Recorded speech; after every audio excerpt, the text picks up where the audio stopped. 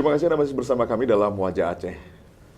Pemirsa, Aceh merupakan salah satu daerah yang kental dengan nuansa Islami, terutama saat perayaan-perayaan Hari Besar Islam termasuk perayaan kelahiran Nabi Muhammad SAW. Maka tak ayal saat bulan Maulid tiba, perayaan hari kelahiran Nabi Muhammad dilaksanakan sampai 3 bulan 10 hari.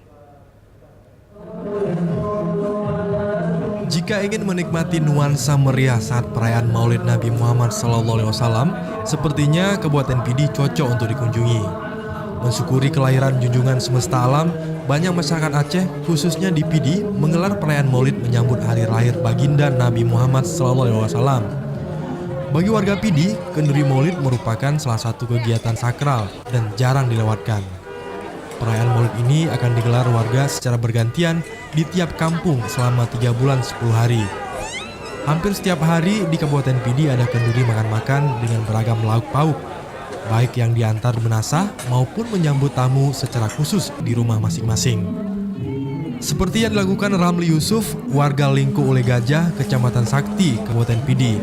Ia mengatakan tiap hari sejumlah kenduri besar dilaksanakan untuk memeriahkan hari lahir Nabi Muhammad SAW. Cukup meriah Maulid Nabi besar Muhammad SAW. Beginilah setiap tahun kami rayakan untuk kebanggaan orang Aceh kita di sini lah.